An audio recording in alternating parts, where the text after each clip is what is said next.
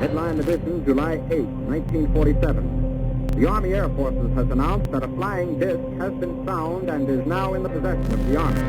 However, there have been a certain percentage of this volume of reports that have been made by credible observers of relatively incredible things. There is very compelling evidence that we may not be alone, whatever that means. There's a whole fleet of them. Look on the ASA. Look at that thing, dude. American public and global public finally understands UFOs are real. Non-human, exotic origin, vehicles that have either landed or crashed.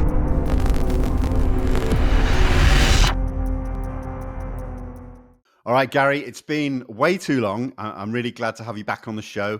We're going to be talking about Rendlesham Forest. And as I just said to you previously before we hit record, this is something I've a little bit avoided in the last few years because the narrative has been kind of controlled from certain angles and certain individuals. And I think now is a really good time. Your book, Non-Human, which we're going to kind of dig into, it's kind of got some new additional data points that I think are really important and worth talking about. So, I mean, where's the best place to start with this? Because we obviously have and this is the thing, I don't even know these days how many nights these incidents actually occurred over. I think we're led to believe it was 3. Am I right? Or has it changed since then? No, it's changed. But let me put it in perspective. Pre-2017, the accepted story in terms of the number of nights would be 3. Initially, it was 2, which were included in the Holt Memorandum, which we can talk about later. And then we began to learn bits of the Bonnie Tamplin story, Lieutenant Bonnie Tamplin. We knew something had happened to her, but we didn't know what. But that apparently would lay in between the first night, the John Burroughs and Jim Penniston event, small landed craft. And then it seems to be that Bonnie Tamplin was in the middle, and then it would seem that the Holt night, as per his audio tape, what was accepted as the third night of the events, or early on second night. I began working on the Rendlesham story as a really reinvestigation. I was a former detective for a long time, 19 years, police officer, 24 years, and I did it as a cold case review. And a lot of information has been muddied and twisted, I think, over the years. There's been a lot of political infighting that's not helped the case, in my opinion. So I decided to do it as a cold case review, do a deep dive, and try to retrieve any new information that was maybe old and historical. I would try to find new witnesses and re-interview many old witnesses that had gone on the record. And so suffice to say that after 5 years of research and 3 years of writing the book, which is this, Non-Human, basically I concluded that the entire Rendlesham events had not taken place over 3 nights, as was always believed, but it was more likely to be around 7 nights. And that's kind of extended it quite a lot. And in the one of the final chapters, chapter 31 in the book, it's conclusions. And my conclusions were, originally in the first book publishing, there were 18 different timed events. 18 different timed UFO-related events. Now, a strange thing happened a week after the release of the book, which I just referred to in the pre-chat to recording the show. James Stewart, who was a new witness, non-police witness, came forward with an extraordinary account, and originally it was included in the December 1980 sightings. However, a week after publication, he contacted me full of remorse and said, look, I've just checked my military records. I actually left the base, I think, in February of 1980, so he couldn't have been involved in the December 1980. However, he said, everything I've said is true, but it just means that it's December, late December, 1979. So then that throws up a whole new plethora of questions. But I can honestly say I checked the guy out. I had many a Zoom meeting with him. I have no reason to disbelieve his sensational account. It just means that it's not one of the cluster of late December. And in the preparation now for how are we going to address these anomalies over the timeline, I said, well, why don't we do the 17 events as per the conclusions of my book. They're just short, précis, but they try to do it as best we can in chronological order. And then there's a few that we can't pin the dates down to, but we know it's over that week-long period. And you said basically fine. Is that okay? That's exactly what I was hoping for. Yeah, let's do it. So please take it away. Where does this all start? Well, basically, we'd always believed that, according to the Holt Memorandum, it was the dates of the 27th and the 29th. They were the original dates on the Holt Memorandum when that came out in early 1983. And then Holt did a kind of a strange thing. The deputy base commander, retired as a full bird colonel, he changed the dates. And essentially it became the 26th and 28th of December. I actually think the original dates applied because I find it inconceivable that deputy base commander of a military facility 2 weeks after the event would not check the records and get the dates wrong. I really don't believe that. I think that was done to muddy the waters, and we can go into that. All right. But in the course of my reinvestigation, I spoke to a former airman, obviously now retired, a guy called Steve Wagner. And he basically said, and he was pretty certain, that it was the 23rd of December when he had an event that was UFO related. Why is it UFO related? It's because he said that he was called to the East Gate of RAF Woodbridge. Now, it's a place where many of us who've been, it's like one of those places that you go to say you've been to Rendlesham, you stand at the East Gate and have a photograph. Originally, at the time of the incident, the gate was approximately 100 metres further back. So therefore, the perimeter would have been 100 metres further back. But he said that he was on mobile patrol with a colleague, and they were called to the East Gate. Now, he's pretty certain it was a security police officer. He doesn't know the name, but he said he's pretty certain it was a security police officer who went over the radio and said, "I've seen something go down behind a clump of trees near to the East Gate." Now, he was apparently very shook up, and he didn't want to be left alone. That shows you how shook up he was. So they go on mobile, they speak with him. The guy's pretty shook up, and he said literally 150 metres, or as they'd probably say yards in those days, from the old position, the original position of the East Gate. There were then in 1980 there were many trees along the short drive, what was called the East Gate Road, that took you to the back gate. They aren't there now in the same way because all the trees were knocked down in 1987 in a freak storm. But he would say that it's only 150 metres, and if you stood with your back to the old East Gate position, it would basically be northeast.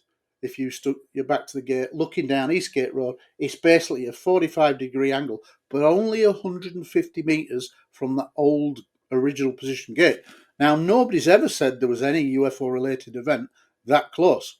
So anyway, what's the story? Well, the story is that they go to the back gate, the guy shook up and he said something came down by those trees and then went out of view.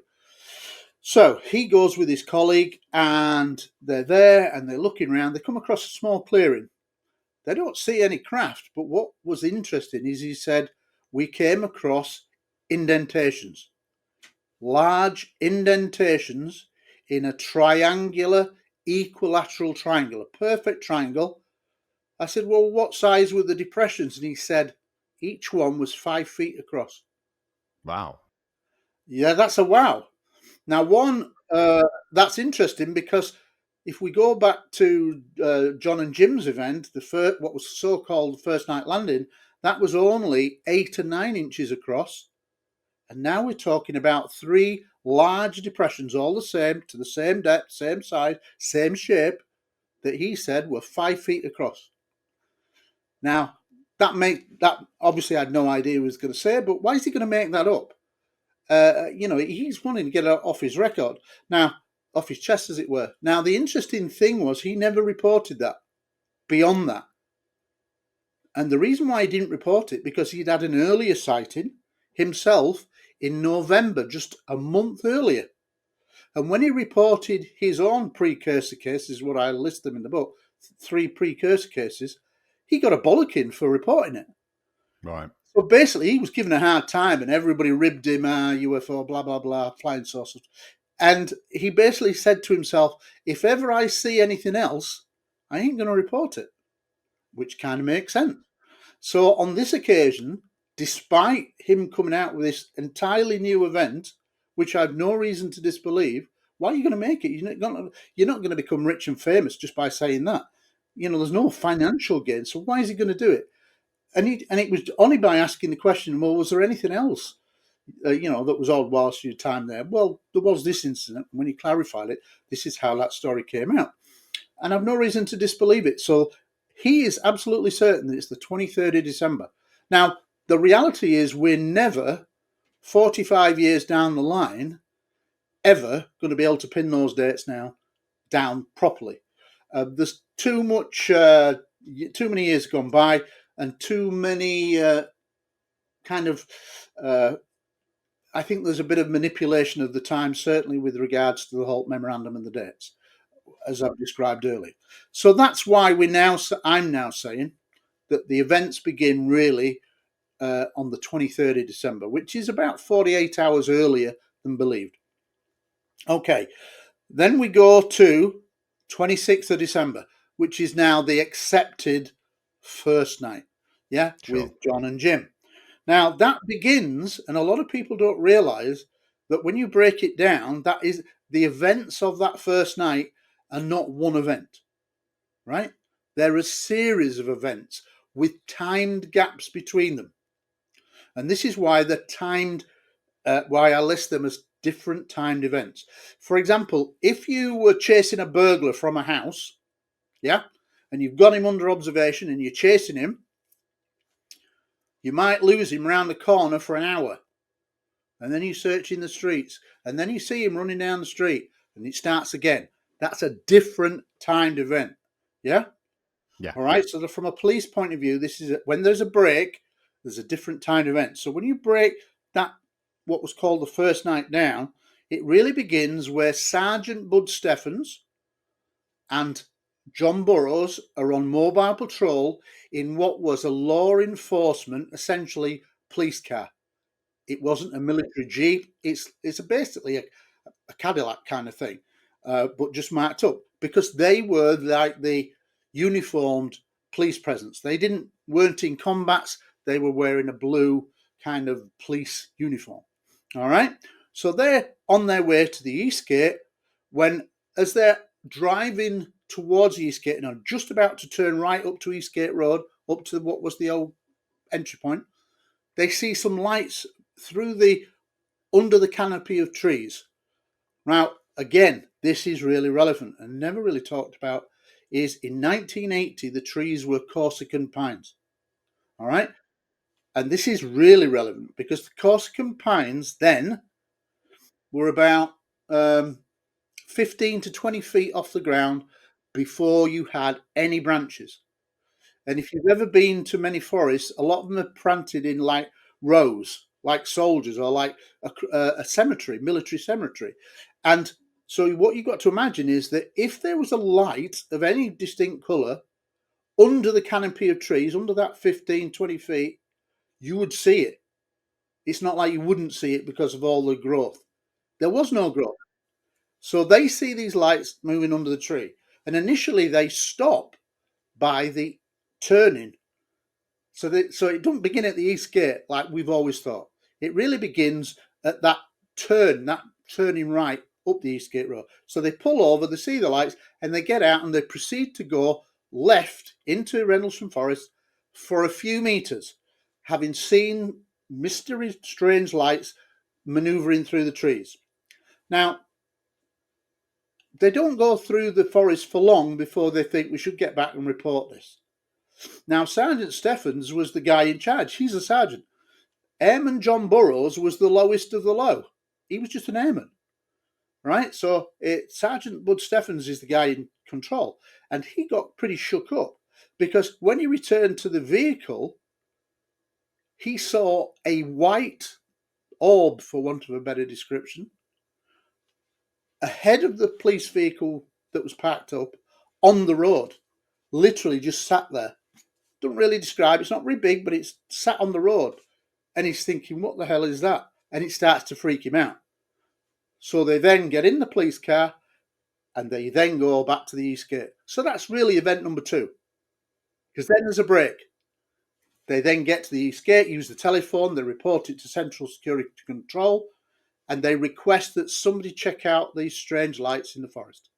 That's when Jim Penniston and Ed Cabanzak come together, Ed Cabanzak being his driver. Sergeant Jim Penniston is the main guy, and he gets this call, can he come to the East Gate? So he goes to the East Gate, which takes a few minutes. Ed Cabanzak's his driver. When he gets to the East Gate, Bud Steffens is shook up. And he says to him, something landed. He said, what is it? He said, well, I don't know, but something landed. Now, for whatever reason, Jim Penniston has always said he disregarded that and just across and looked down the Eastgate Road and saw lights himself over the trees. So this is maybe above the trees, so maybe 20, 30 feet approximate height. Red, yellow, orange, that kind of thing. And so this is after a time gap.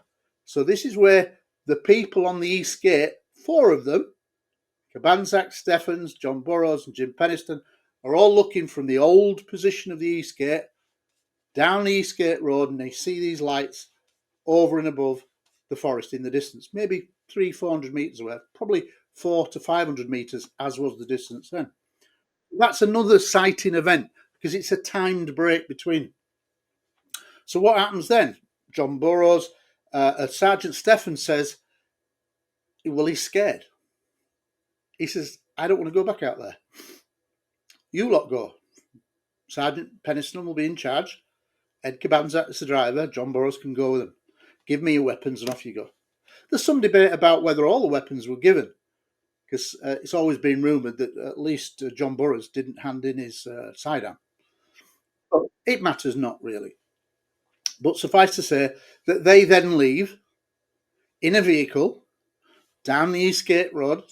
They turn right, as was onto a public road, a rural public road, and then only a short distance, and I don't think the entrances that you can get to there now exist that were there then, because it's always described as you turn right and then almost immediately go left. Now that doesn't make sense because it's now about 200 metres further down the road as one of the main tracks in. However, if you ever walk that route, about 50 metres right, there is an old entrance that I think there, because there's 4 concrete little posts, and I think that was the original entrance, but I've not been able to prove that definitively, but it makes sense as per the description. So, okay, so this is how, so we've already had 3 events, yeah? And now we're on to the 4th, which is Penniston, Burroughs and Cabanzak. They go into the forest, they can't park up any further because of the undergrowth. The road stops, basically, the path. It wasn't a road, it was a path then. It's now very different now. It's Toro, there's a cycleway, there's well-worn paths. It wasn't like that then. So they stop at what's become known as the staging area. And what this means is, and it's relevant in many of the stories, is that the staging area is a very important, because it crops up time and time again. And it's basically the end of the road, end of the path. All the police vehicles, any vehicle that went into that forest on any of the nights couldn't go any further, so they all had to get out. So that's the staging area. But then it was just basically a bare patch and just a tiny bit of a path. And so you could maybe get 6-8 vehicles stopped, but people would mill around as a central point waiting to get orders. All right? So off they go into the forest. They get in the forest. They have to get out the vehicle. They're still following the lights. Jim Penniston believes that it's maybe an aircraft in distress, and that's the basis on which he's taking this team of 3. He's the leader of that team of 3. And off they go into the forest. And they go through the forest and they see lights moving, and eventually they come to a clearing. However, a significant discrepancy occurs between the account of Jim Penniston and that of Airman Ed Cabanzak. Because Ed Cabanzak says he went in the forest and he eventually saw the craft and saw something UFO related. According to Jim Penniston, the radios began to fail as they went through the forest. And so he ordered Ed Cabanzac to stop going into the forest, leaving just him and John Burroughs to go further, so that he could act as a radio relay and bounce it off the signal from him to the vehicle, from the vehicle back to Central Security Control, which makes sense. Now, Of course. my background was I spent 6 years in the Royal Air Force Police. I guarded 2 nuclear weapons bases. I did exactly the same job as what these US security police officers did. So I have a good insight, and we used to do that in forests, which most of these bases are. We often had radio problems, and we did use people as radio relays to bounce off vehicle, UHF, VHF. All right, so that kind of makes sense. But according to Ed Cabanzac, he said he didn't act as a radio relay. He went further in. So you've got a discrepancy there. All right, so anyway, let's go back to the existing, what we believe has become the norm, which is John and Jim go forward into the forest. Ed Cabanzac stays back in the forest, acting as a radio relay. Eventually, they get to a landing site. All right, and this is kind of a break because they're searching. They're searching. Then eventually, they come to what we would perceive as a landing site event. Certainly with regard to Jim Penniston, because he said he came to a small clearing. He saw a 3 by 3 meter craft, triangular in shape, black in colour, although it had lights emanating from within that just seemed to drift around on the underside. He said it was at or near the ground because he looked underneath it. He didn't see any legs, but he said it's there. It's like hovering. Okay. He said he walked around it. He took photographs of it that later came out fogged, rightly or wrongly, but that's what he said. And he said he took kind of like measurements and wrote it in his pocketbook. A pocketbook that I might add didn't emerge until 1997, which is kind of a moot point. But anyway, this is the accepted story. So Jim's perspective is it's a solid triangular craft, 3 meters by 3 meters, with perhaps a height of 2 meters in its central point.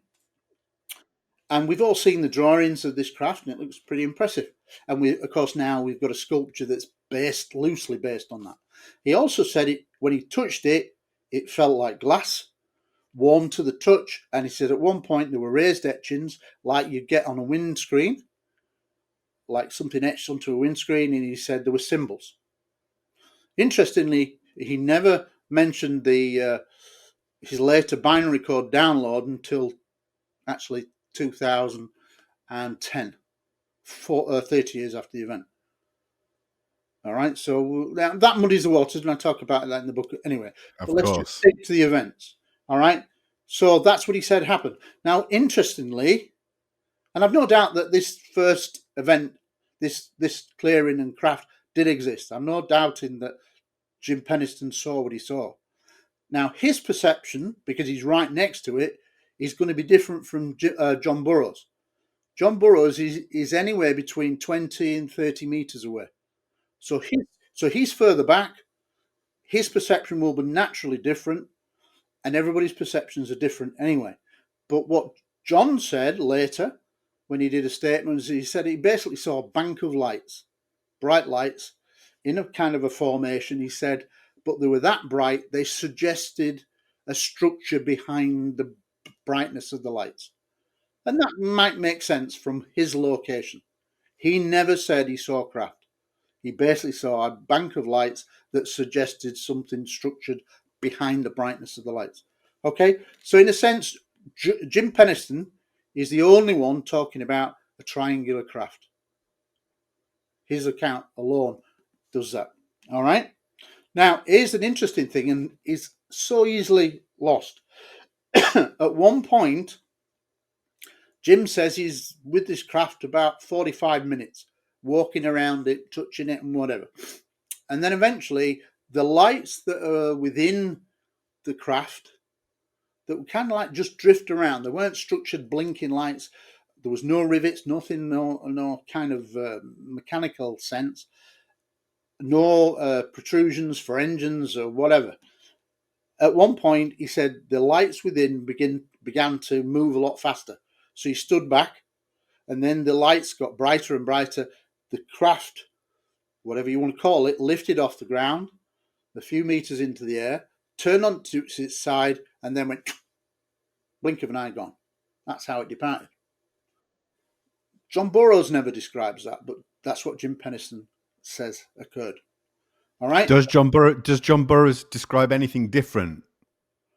Well, he doesn't talk about the craft departing in that. He doesn't talk about it departing. Okay.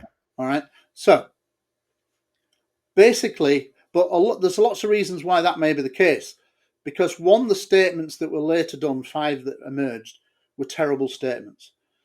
And that's a separate chapter in the book. But suffice to say, not one of the statements is worth the paper that they're written on. Yeah? As from a police detective's point of view, they're terrible. And they're not even on the right. They've never been exhibited properly. They're not formatted properly as per the Air Force documents of the time. So that's a separate issue. So let's go back. So essentially what happens is when the craft's gone, they then walk through the forest further to the point where they see lights across an open field and they think, there it is. It's over there. So they basically walk what's termed the farmer's field, which is a very famous field that plays a part in many of the sightings. And it does play a part in several. And okay, so basically they cross that and then they go into what's called the second farmer's field. And then eventually they kind of go to the point where they realise that it's just a distant beacon, which is essentially Orford Ness Lighthouse, way off on the horizon, 5 miles away. All right? And then they yeah, go on. Yeah, and let me just mention Orford Ness Lighthouse, because of all of the individuals based at Woodbridge and Bentwaters, they'd be very familiar with the location of this at most times, would you say? Probably not, to be honest, because it's about 4.5, 5 miles. But what was certain is that if anybody, and interestingly, we'll come back to this, but I've got a recent witness that's come forward, a new military witness that's come forward, and he offers some interesting background that he was a runner, and he often ran through the forest, including running with a torch at night on some of the paths. And he said he knew where it was, but the vast majority probably wouldn't have. Holt knew where it was because when he had visiting dignitaries and friends and family, he would take them out to Orford Ness, which was steeped in history because of the early radar. It was on the coast. There were nice British pubs there. There was a very old Norman keep there, like a castle. So it was full of history. So he knew where it was. And there's a story about that when we get to Holt and his night, because he confirms that in the story. All right, so let's now go back to Jim Pennison and John Burroughs. They've had their event. There's now a break.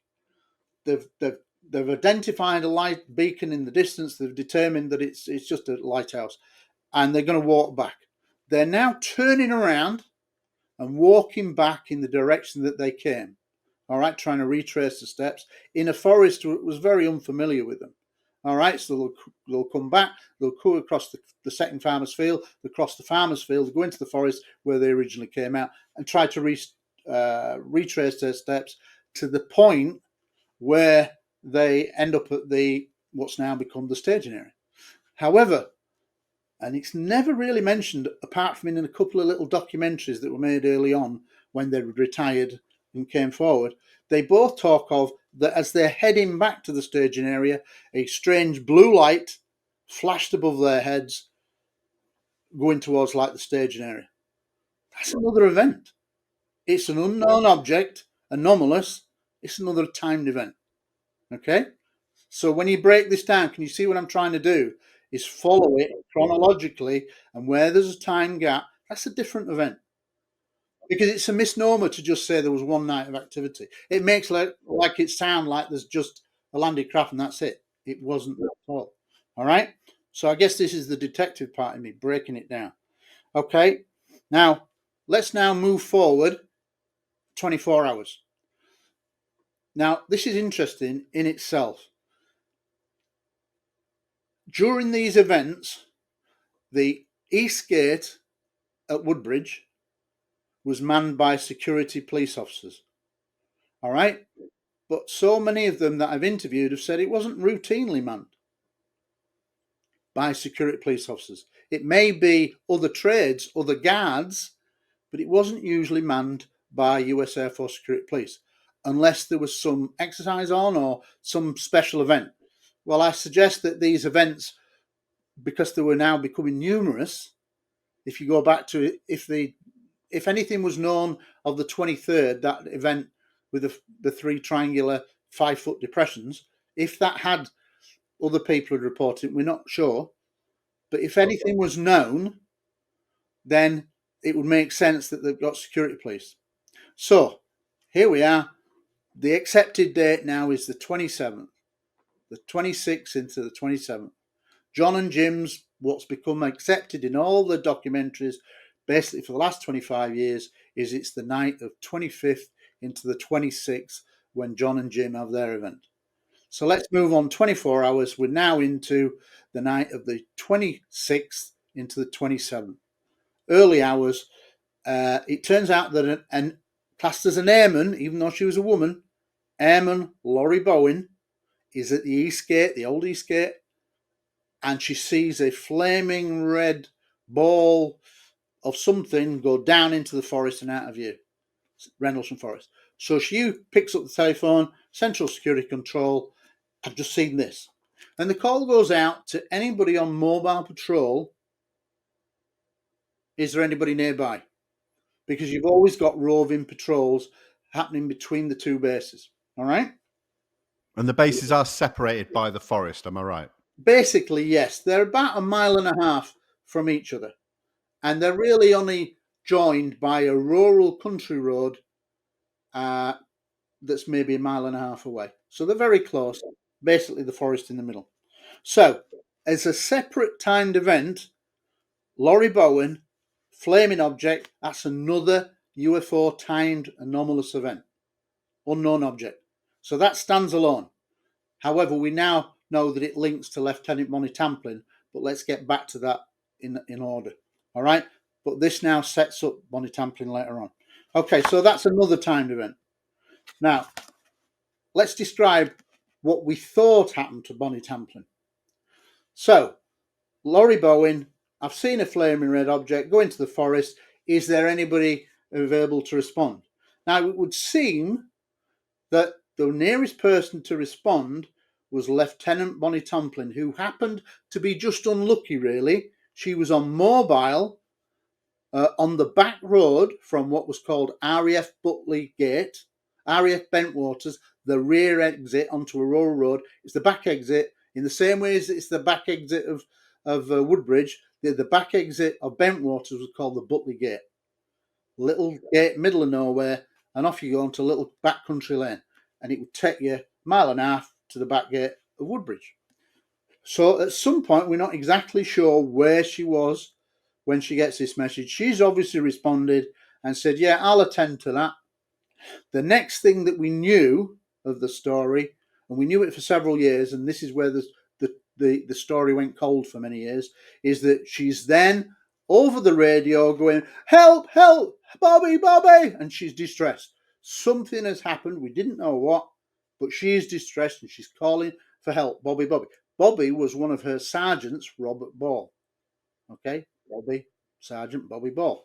All right, so that's all we knew, but now we know more. Another guy called Airman Michael Stacey Smith, who I spoke to, he'd had an earlier sighting from July of 1980. A good sighting. All right, they're all listed. There are 3 what I call precursor cases that happened in February, July, and November, leading up to the late cluster of events. And I personally believe that you can't talk about UFOs in isolation as if it was just December, when UFO-related events were happening throughout every few months throughout the year. They've got to be related. And so they should be looked at, and there were good sightings on their own. And what he will say was, when I'd interviewed him about his own sighting, he basically, which is very good, precursor case, we can come back to that later if you want, but that's not part of the late December cluster.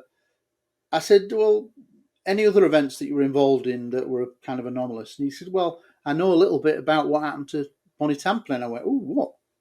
Because nobody knew what had happened to her. And he said, well, I knew her well from on shift. Well as in the point of he knew her, he was under her command kind of thing. He recognised her and knew her and talked to her. He said, I was at Bentwaters one night during this cluster. We're not exactly sure of the date, although it's likely to be the 26th into the 27th, because it ties in with this Laurie Bowen flaming red object going into the forest. Then he said, I was suddenly ordered to rush, get down to the Butley Gate, the back gate at Bentwaters, and open it up quickly. Right, okay, he wasn't told why.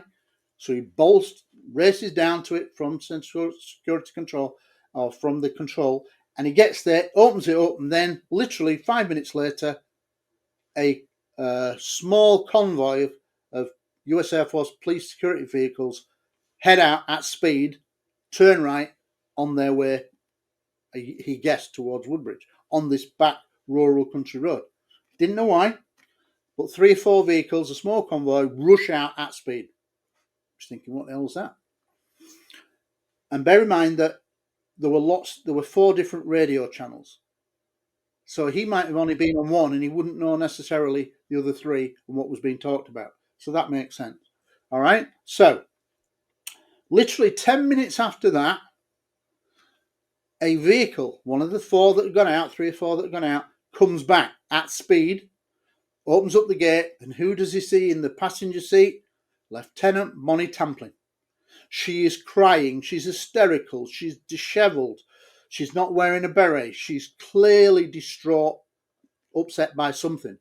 The driver is Sergeant Robert Ball. Bobby, help, help, help. So that would make sense. So that ties in. Don't know. She just drives in. She's clearly distressed. You're thinking, what the hell's happened to her? As you would.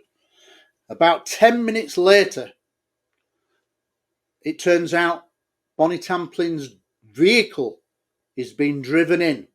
But as it drives in, he can see that it's sustained rooftop damage, consistent with having rolled the vehicle and sustained some damage. Goes rushing in, doesn't know what's happened. But he was so curious to find out, he went to a sergeant in the control room a few minutes later and said, what the hell's gone on? As you would. And he was friends with this sergeant. And he said, well, providing you never reveal my name, I'll tell you exactly what happened to her based on what we know. And he said, I won't. And when I asked him, he wouldn't give me the sergeant's. So he was true to it, and I respect that.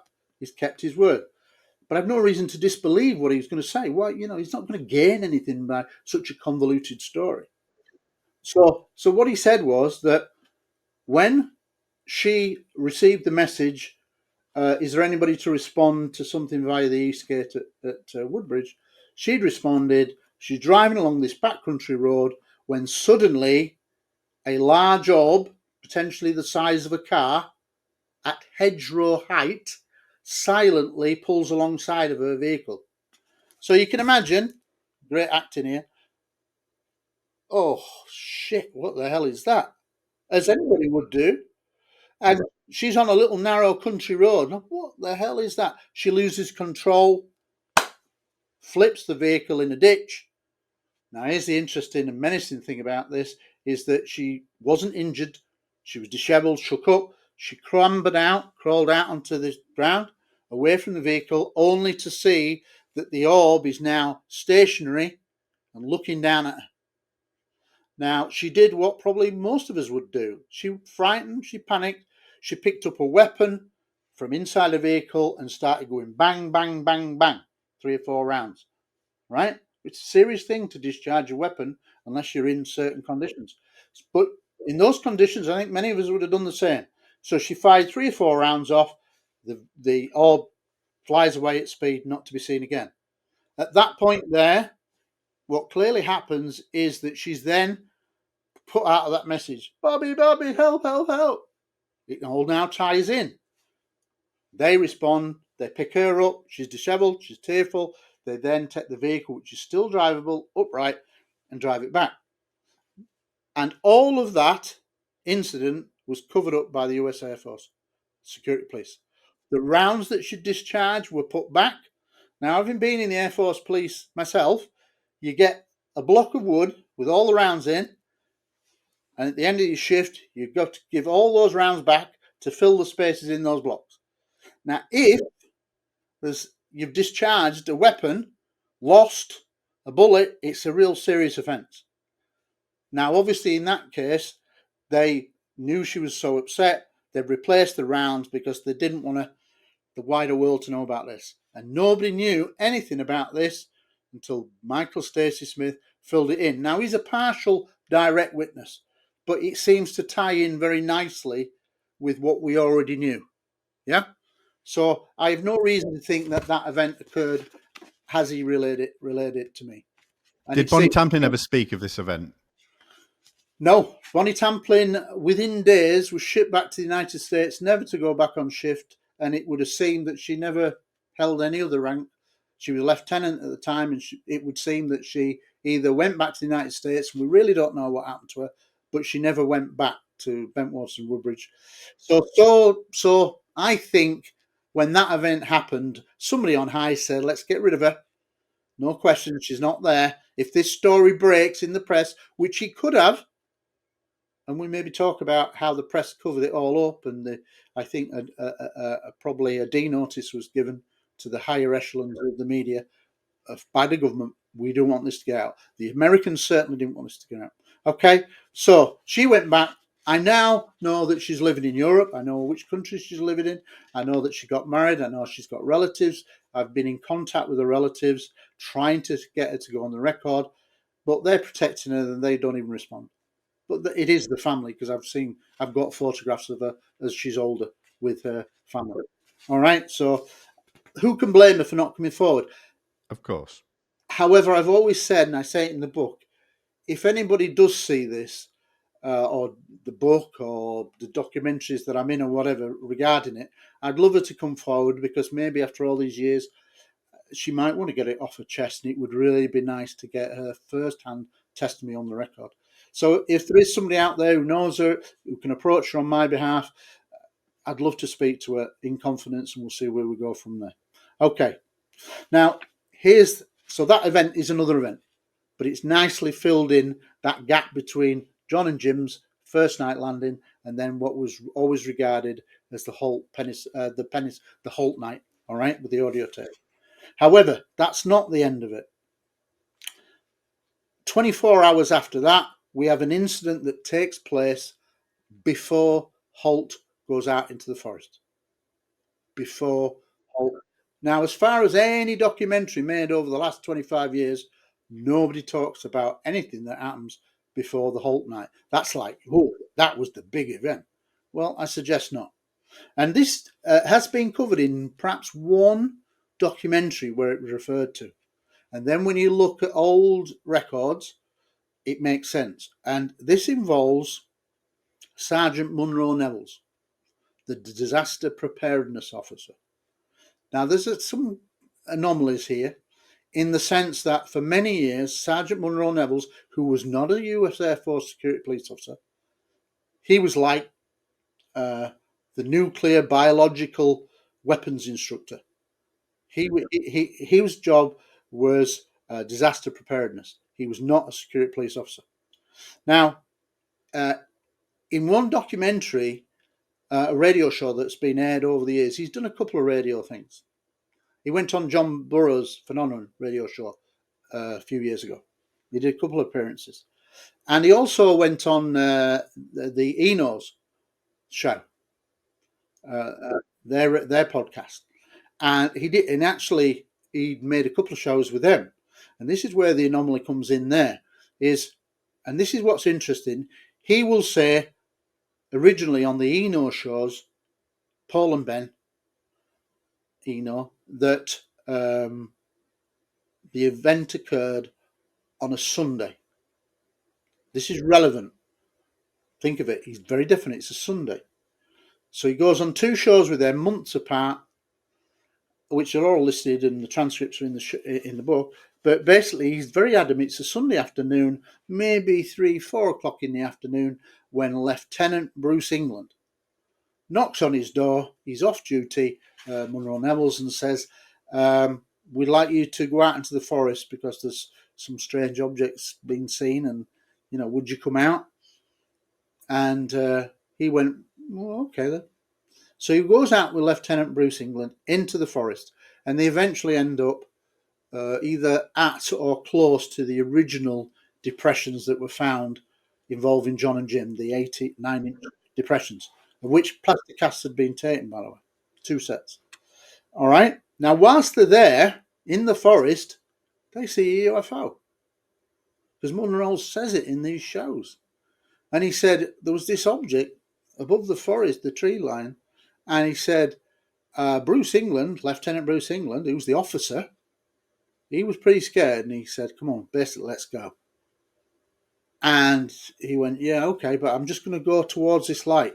And he said, Munro Neville's, that as he approached this light, the light started to flicker, seemed to pulse, and react to his presence. Okay. To the point where Lieutenant Bruce England is like, come on, let's get going. So Munro Neville's walks backwards towards the police vehicle, and the object starts to calm down. Less bright, less pulsating, like it's not reacting. He's moving away. They get in the vehicle and go back. Now, this is relevant because this is another timed event that leads to Munro Neville's and Lieutenant Bruce England go into the function. You always see it in all the documentaries. Colonel Holt is at the Christmas function, and they burst in and they basically say, it's back, what's back? It's back, yeah. The UFO. And it's like a real well-rehearsed line, by the way. But anyway, when you have repeated the story enough, I can see how it becomes like rehearsed, or looks like rehearsed. But here's the interesting thing there. The person that really briefs Holt is not Bruce England. It's Munro Neville's. And the person who gets briefed is Ted Conrad, base wing commander, ops wing commander. And he was in charge, technically, of Holt. Right? Even though Holt was technically the base deputy commander, they had a structure of wings and different specializations. And the operations wing commander was Ted Conrad. So he was probably the real number 2. But anyway, that's another story. This caused a lot of confusion. It was Ted Conrad who directed Lieutenant Bruce England to go knock on Munro Neville's door to see if he would go out in the forest and assess for Ted Conrad whether there was a need to do further investigation. And having gone out to the scene, found the depressions, that's what he was coming to tell him. And so it's Munro Neville's that says to Ted Conrad, yes, I think we need to further investigate this. And obviously, Lieutenant England is behind him. Now, here's the interesting thing. 2 interesting things. After recording those 2 shows with Paul and Ben Eno, where he said it's definitely the Sunday when this event occurs, which would suggest it's the 28th, yeah, or in terms of a night, the 28th going into the 29th, he would say, and I interviewed Munro Neville's for a couple of hours on transatlantic call, he would say when he spoke to me, no, it was a Saturday. And I'm going, well, twice you're very certain it's a Sunday because your wife had gone off to a Sunday service or something. You were looking after your daughter, I think it was. Right. And he'd said it twice, and yet this is maybe 2-3 years later when I'm interviewing him, and his recollection was either confused, he's a very old man now, and not in great health, but at the time I spoke to him, which was 2017, 18, something like that, off the top of my head, this is maybe 5 or 6 years after he's done his Paul and Ben Eno show. And he's now saying it's the Saturday. And I find that odd. And I say it in the book, I find it odd because he's not just made an error once, he's made an error twice. Told the same story in Paul and Ben Eno show, and then when I've interviewed him, he's saying, no, it's a Saturday afternoon. I can't explain that, but I have no doubt that Munro Neville's is a genuine guy. Ex-Marine, very straight up, no nonsense. Yes, sir, no, sir. He's that kind of guy. You know, so I've no reason to disbelieve him, but I find that conundrum odd. Yeah, just can't explain it. Okay, so it's another event that they had that then told Ted Conrad. Now, here's the second conundrum. When I spoke to Munro Neville's, he said, Holt wasn't in charge. He said, he told me, Ted Conrad. I told Ted Conrad. And Ted Conrad says, okay, you think there's something to follow up on that? All right, you take a team out with you into the forest and do an investigation. At which point, just as he's about to leave, Lieutenant Colonel Holt, who's an officer, high-ranking officer, comes over to a sergeant and says, can I come along with you?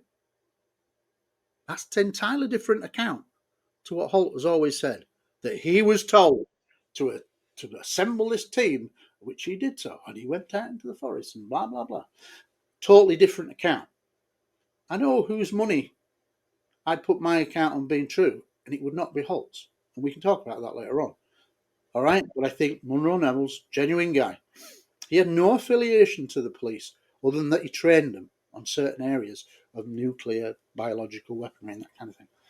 Okay, so Ted Conrad was his boss, and he was very on friendly terms with Ted Conrad, Colonel Ted Conrad. He was the one telling him, do the investigation, and it's only as he's about to leave the Christmas function that Holt comes across to him and says, can I tag along?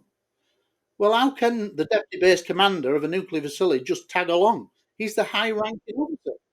So he's high-ranking him, and he goes, well, yes, sir, because he couldn't say anything else.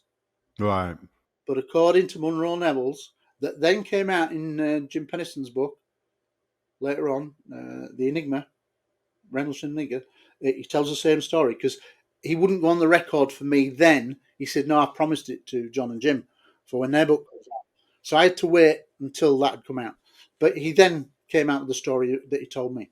But I've got that on audio, so I predated it. So anyway, so basically they go out into the forest, but now Holt has assumed command. And the other thing that was interesting is that he said that Ted Conrad did not like Holt. He said Holt was a busybody and basically just wanted to get him part of the action, and he stuck his nose in where he shouldn't.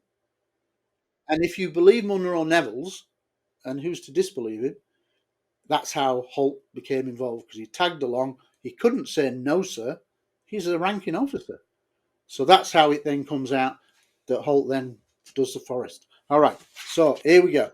So that's another incident, and we've clarified this story. I bet you're amazed by much detail there, isn't it? It's completely different to everything we've been led to believe. Yep. All right, so now here we go again. Now, I suspect it's the night of the 28th into the 29th. Again, before Holt gets involved. Before Holt turns up at the staging area and goes out with a small team. So this is another incident. And this, the origins of this come from the famous CNN documentary from 1985. It was a CNN special, cable news network, and it was aired over 3 nights. I think it was something like 15-minute segments to a show over 3 consecutive nights. And if you look on the internet, it's still one of the best documentaries on Rendlesham, because it included a lot of military witnesses whose faces were blacked out. All right, but we'll come back to that. But they did a very good job. All right, now, so basically in that documentary, they tell of an airman called Greg Battram. Just an airman, low line. But basically there's drawings. They didn't have great graphics in 1985. So they did sketches, and the sketches were a bit lurid, really. But they're just poor coloured drawings. They're not great detail. But anyway, they're rough sketches. And one of them shows Greg Battram with 3 other unidentified security police coming across a patch of mist that seems to be hugging a patch of the ground in the forest. Never actually identified the exact location, but it's in this documentary. So I watched everything. that I could find, read everything that I could find, and I find this other event that doesn't tie in with the narrative that's really been portrayed for the last 25 years. All right, so this event, and this is where it ties into other events. He said he was with 3 others. He doesn't name them, but he said I was with 3 others, and he's interviewed in darkness, in shadow, in the CNN documentary, and he said, and they're using drawings to represent.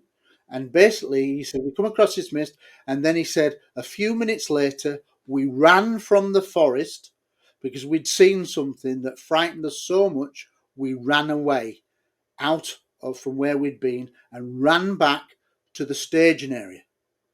Okay? So this is another incident. Don't really go into it. He's never really been interviewed, and I think actually he's now passed away. So we'll never get. But he was interviewed, and we can talk about this. He did a long interview with a famous old detective who got into it called Larry Fawcett.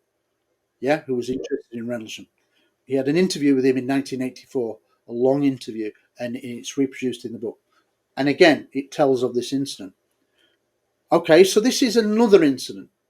But what was important to me was that, one, it was before Halt's supposed to get out there, so there clearly were there other events going on, and there may be many more that we're not aware of, and still potentially could retrieve those if people see enough of these kind of accounts to know that there are, what people wanting them to come forward.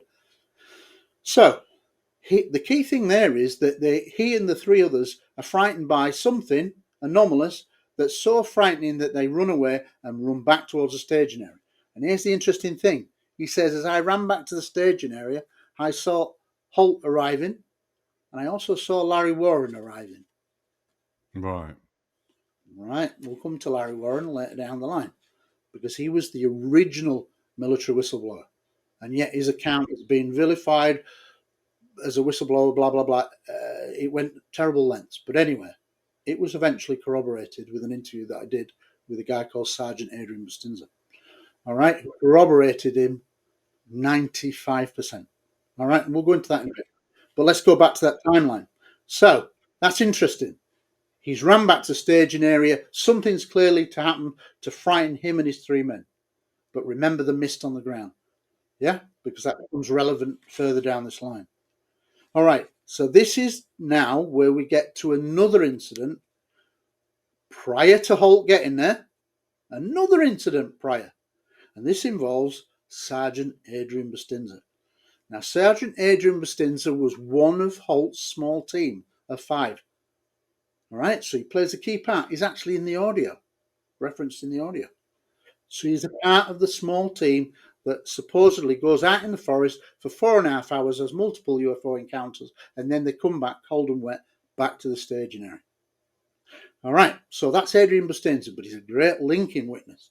Very reluctant, suffered PTSD, suffered health issues as a result of close proximity, which we'll talk about in a little bit further down the timeline. But I think he is the most important linking witness to the entire event because he linked several nights. Okay, and we didn't know this. So in the process of me eventually trying to get hold of this Sergeant Adrian Bustinza, who was never wanted to do media, had made sporadic social media comments on Facebook over the years, and by the way, always supported that Larry Warren was there, but he didn't go into too much data. He did not want to get involved in any infighting. It took me 2 years to eventually for him to agree to talk to me, and that's only because he thought he was going to get a fair hearing. Unfortunately, I ended up having a 4.5 hour transatlantic phone call with him. All right, cost me 180 quid. Oh. As a matter of fact, but it was probably the best money I've ever spent because I was an advanced interviewer of suspects and witnesses, and he really bared his soul as he got into the interview, and I set him up in the right way. So he was getting things off his chest, so it was really good. But here's the thing, he told me about another incident that happened clearly before Halt got there. And I'm going, well, I'm not aware of any of these kind of things. And he said, well, I was the NCOIC. And what that meant was non-commissioned officer in charge, essentially on mobile. He was a mobile gopher. Go for this, go for that. can you get this? Can you get that? And it would be his role to go get it. And at one point, he was told, go get some light-holes from Woodbridge. Light-holes were portable generator, big lights that you could set up in the forest. All right? All right, to light up the forest. So that's consistent with what we knew. But he's also told at one point, having got some and brought them into the forest, so he's going, coming back, going and coming back. Can you go to Bentwaters to get some more light-holes? Yeah, okay. Off and he goes. So what it means is that he had a roving commission and he went into the forest and the staging area several times. Because don't forget, he couldn't go any further into the forest. So the light holes that he brought ended up at the staging area. And then they had to worry about, well, how do we get them across to there? How do we light up the forest? Because it's thick undergrowth. You see what I mean? So there were all logistics. But anyway, that's what his job was. So it makes sense that he was able to possibly get there before Halt. All right, so it now makes sense. And here's what just emerged just through this 4.5 hour interview. I had no idea what he's going to say. And I said, well, any other events happen? And I'm doing it, breaking it down almost minute by minute. What did you do then? And he said, well, at one point, I was told to form like a skirmish line. Now, as an example, a line search. You know, like if somebody's been murdered and they've discarded a knife, and you'll see that all the officers all next to each other in a line, doing a search across the field, moving forward very closely, just trying to recover a knife. Imagine that in a straight line. But he said 15 to 20 US Air Force security police officers, and I'm in charge of organising this, so we'd never heard of this. He gets 15 or 20 in a line, but he said we weren't right next to each other. We're about 10 metres away from each other. Okay. So if you then expand that to say there's 20, that's maybe 200 metres. That's a long line, and basically go to search that direction in the forest. Nobody had ever heard of this event. So he organises this. He, in charge of 15, 20 others, then begin this search. And they've only got torches. And there's obviously loose undergrowth and ferns and whatever, like there is now. And he said he's going through, and at one point, he said, it was almost as if somebody pushed me from behind. And he said, I fell forward onto my knees. And he says, as I fell forward, and then started to get back up, he says, I realised that I was underneath a ground-hugging fog at about 3 feet high. He said it was like being underwater and looking up at the surface shimmer of the water. He says, I was underneath this layer of strange fog. And he says he came back up and stood up, and they're all a bit, and he wasn't the only one struggling to walk through it. And he said not long after that, they saw a UFO, one light. And then he says as they kept walking forward and everybody's starting to panic, what the hell's, you know, you can imagine in this nighttime environment and like people are stumbling and whatever, what's going on? There'll be panic. And what the hell are they? And they didn't have any weapons with them. And he remarks that he said, I felt absolutely vulnerable. I'm walking through this and I haven't even got a weapon to defend myself. And then he says he saw like a Christmas tree, multiple lights, all in the forest. Nobody had ever heard of this account. Another timed event. Interesting. Why And is this it is pre-Halt still. Pre-Halt still. Pre-Halt. Okay, now let's go to the Halt story. Okay, so a good point to say that we're now up to 10 events. 10 events chronologically as best I can, piecing the story together prior to the Halt night. Now we're going to go to the Halt night. Don't forget, according to the Halt account, he's at the Christmas club. Lieutenant England comes back. It's back. What's back? The UFO, it's back. He organises a team. He goes out there, eventually finds himself at the staging area, eventually takes a team out of 5, including himself. Adrian Stinser amongst them, Lieutenant Bruce England, Munro Nevels, and they go out. All right? Yeah. So they're out there, and initially they go to the first night landing, the John depressions, the John and Jim depressions in the ground, the 8-9 inches triangular formation of depressions. And he's told that by the time they've arrived in the forest, because it took a while to get the team together, him to get changed from his clothes at the Christmas function back into combats, etc., it maybe an hour or so has gone by. So the staging area, he says, right, I want you, and you to come out with me. So off they go, and they go into the forest.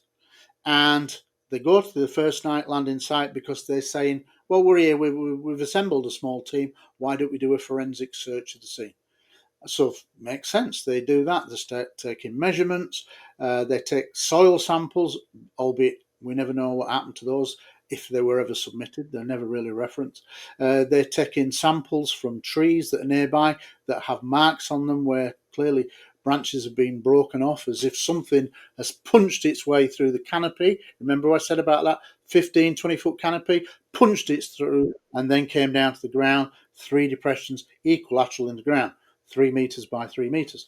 Whilst they're there, suddenly somebody says, what's that light over there? And they're looking under the canopy of the trees. Remember that 15, 20, anything seen, red, white, orange, whatever colour, would easily be seen if it was relatively nearby.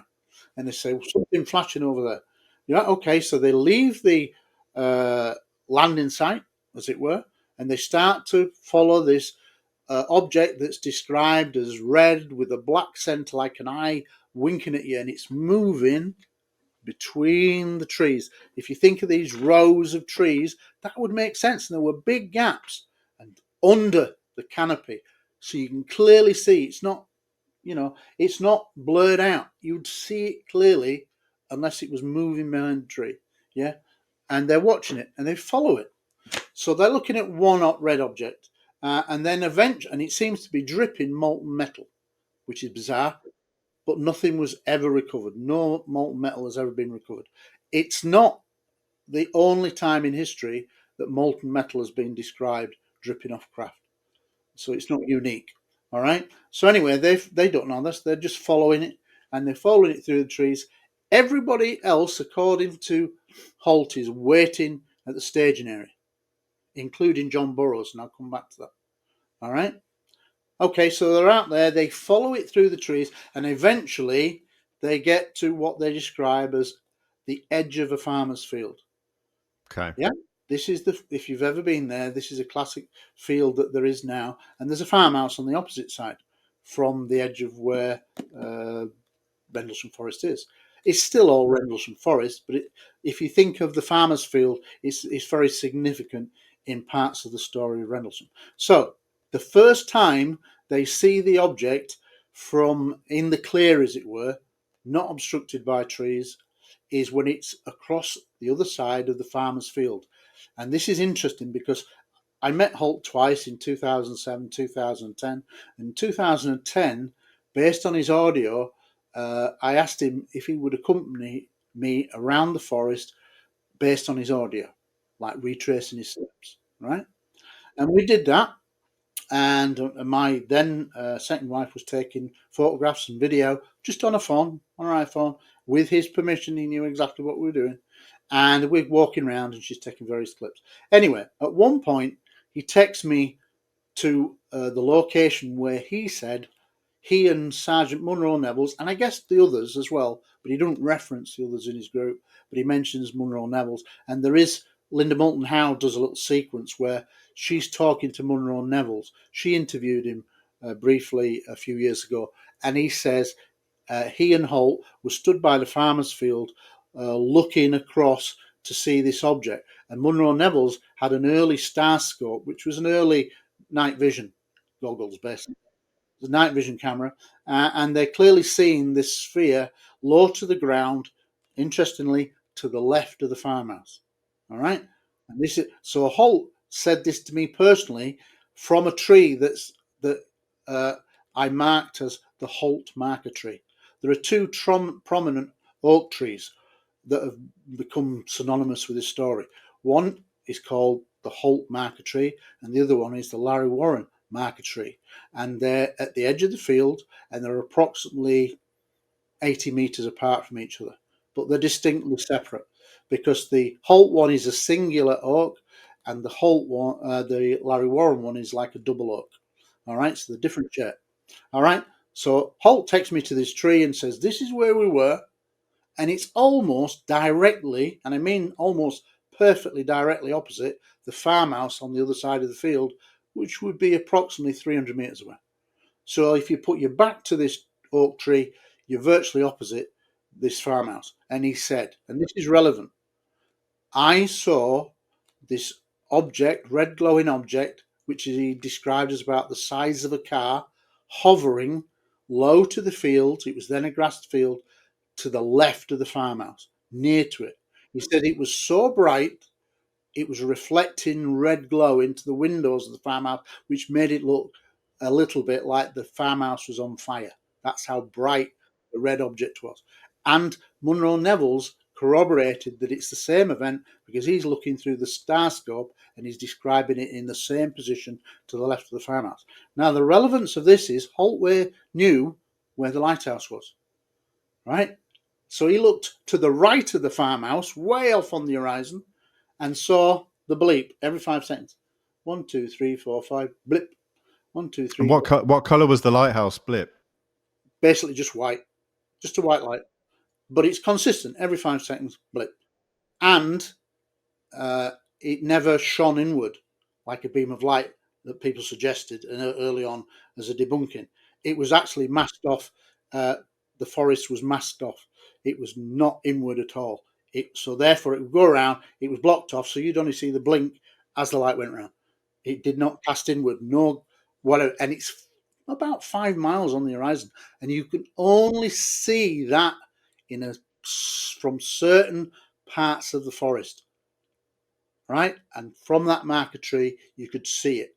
And so he said, "Here's the thing," and he's telling me exactly. So it's great testing me for me. He said, "To the left of the farmhouse, low to the ground, red glowing object, size of a car. Way to the right of the farmhouse, way on the horizon, a beacon every 5 seconds. Every second. 1, 2, 3, 4, 5, blink. Gone. No way could it ever be the lighthouse," plus he knew where it was. So that's physical evidence based on his testimony in terms of logistics, physical direction of locating something on a map. You could put that on a sketch plan and say, that's where the object was, that's the farmhouse, and that's the object on the horizon. Clearly not the lighthouse. Anyway, so that's what happens. And then he said, so this is basically a second timed event.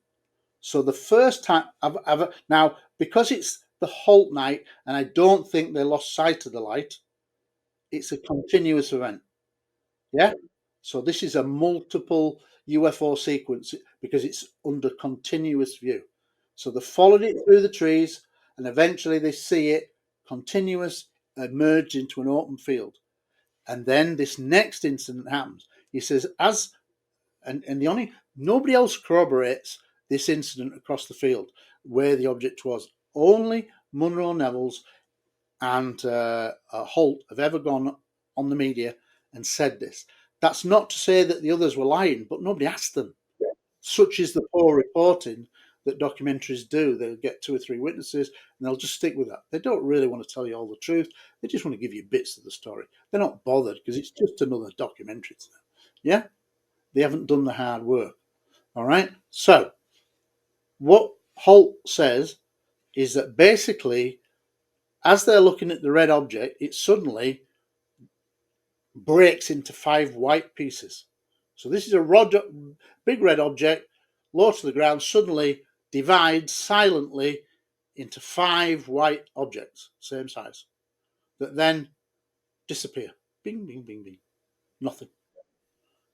So it's like a starburst into 5 objects. So this is another continuous observation, but it's another anomalous part of the continued event.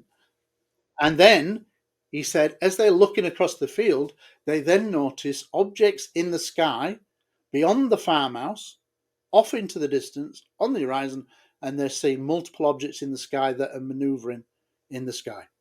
So they think, okay, we'll investigate those.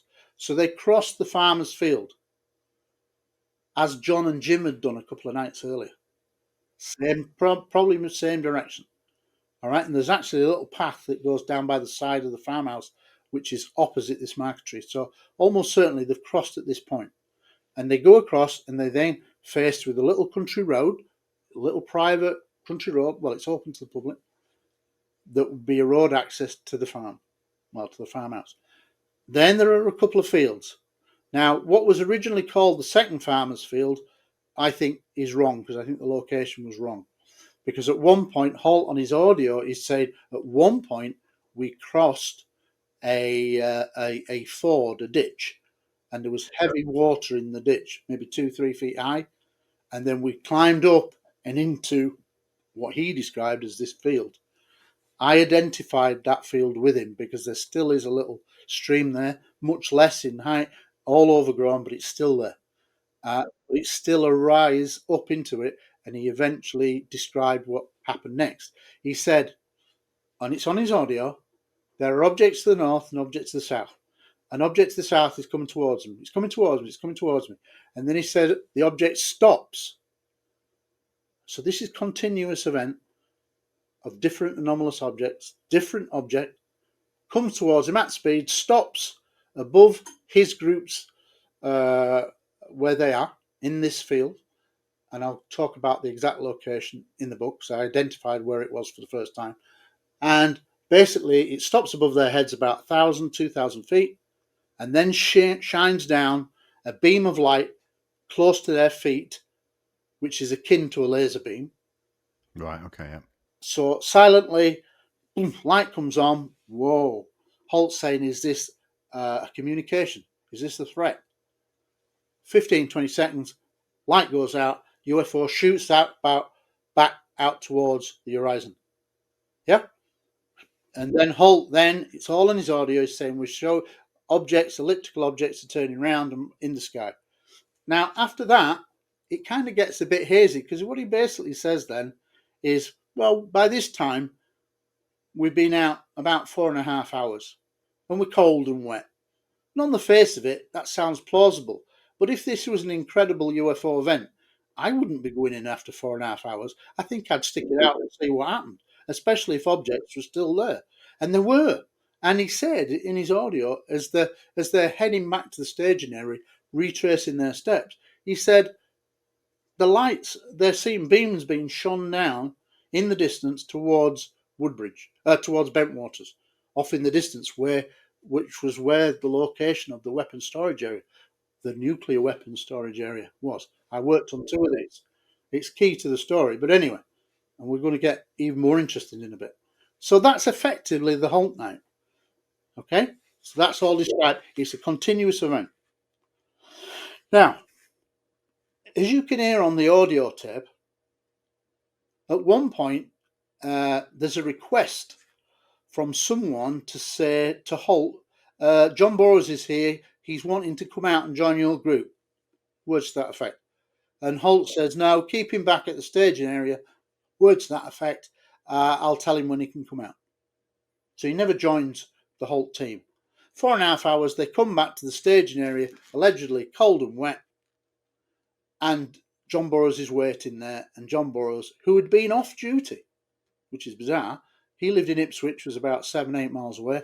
How he got wind in 1980 without mobile phones and whatever, and poor communications, that something was going on UFO related, it's never explained. Nobody's ever really bottomed that story. But he said he got wind at something, or he felt compelled, that he felt something was going on, and he managed to get a lift from Ipswich into town, into the base, and then he managed to get a lift with the security police, even though he's off duty in civvies, out to the forest to the staging area. He's done extremely well. But anyway, he's supposedly at the staging area.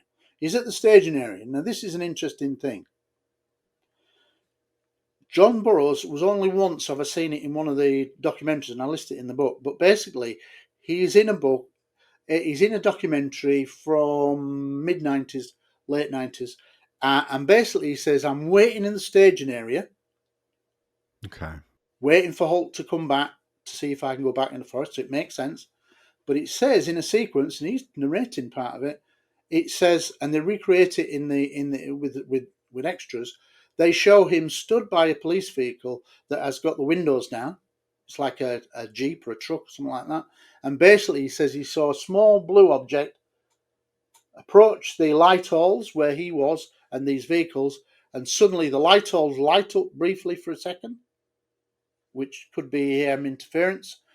And then the object, is like a small cricket ball sized thing, goes through the open windows of the front cab window and out through the other open passenger side window and off.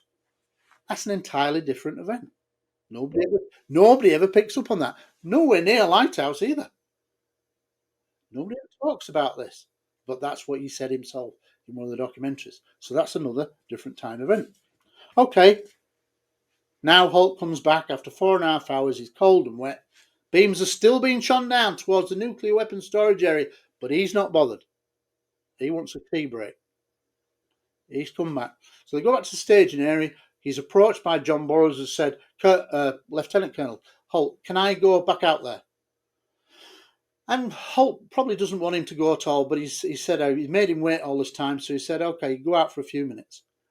And then John Burroughs, and I've no reason to disbelieve John, has said to Adrian Bustinza, Sergeant Adrian Bustinza, so John's only an airman, lowest of the low. He said to Sergeant Adrian Bustinza, would you go back out with me? No, he's just been trogging around for 4.5 hours. And so he must have gone, yeah, all right. Yeah. So he agrees to go out for a few minutes to satisfy John's curiosity. Right, so they go out, leaving Holt and all the others still milling around at the staging area. Now, at a location that's never been fully identified, Adrian Bustinza cannot identify it exactly, neither can John, but Adrian Bustinza will describe it in his interviews with me that it was close to the farmer's field. And there are lots of little pathways. So what it looked like in 1980, we'll never really know, but it's close. It's in the forest, apparently close to the farmer's field. And this is where it's interesting. Okay, so John, 6'6", is walking ahead of Adrian Bustinza, and he's maybe 20 yards ahead of apart. He said, again, Adrian Bustinza will say that he feels as if his legs are kicked from behind. His calves are kicked from behind, and he falls forward onto his knees, and he stretches his arms out to protect himself from the fall, as you would do. And he said at the same time he falls to the ground, an incredible beam of light hits John, who's ahead of him on this footpath. It would probably only be a narrow footpath. And he says John is engulfed in a incredibly brilliant white light. And he said when he looked forward into the light, he could see the blur of 6'6", built like a brick outhouse, John Burroughs, in the middle. But he said this, on the left of John was a small figure, perhaps 3-4 feet in height. And then on the right side is another small figure. So you've got figure, John Burroughs, 6'6", small figure, within this beam of light. And it's that bright. Now, here's the interesting thing. Now, people wonder how maybe John Burroughs got close proximity injuries that caused him eventually to get VA help and heart problems that needed help. Well, I suggest that that might be the event. All right. John's recollection is a blur because he's in the middle of all this, and it's incredible. So the real person who's got the best perspective is Sergeant Adrian Bustinza. And he's just telling me this really for the first time. And he said, figure to the left, figure to the right, John in the middle. But here's another interesting thing. He said, as that light hit John, part of the light hit his hands that were stretched forward. And also part of the light hit his groin.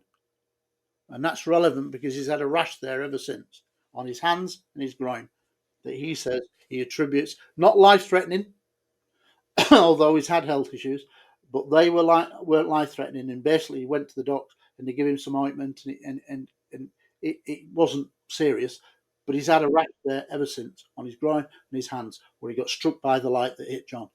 Okay, but he's a bit further back. So maybe he didn't get the full radiation blast that John got. I suspect that that's where John got his radiation injuries from.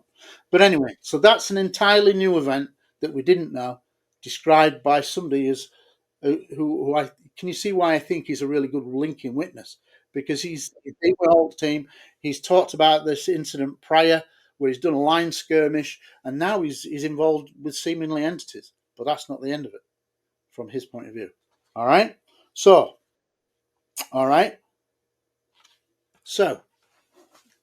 here's the thing that we're not sure about. As I'm talking to him, I've been speaking to him for 3 hours out of a 4.5 hour transatlantic call. We've not mentioned Larry Warren once. Okay. Now, this is going through the early hours of the morning. I'm getting really tired. And it's you'll find this now too, to a degree, in the work that you're doing now.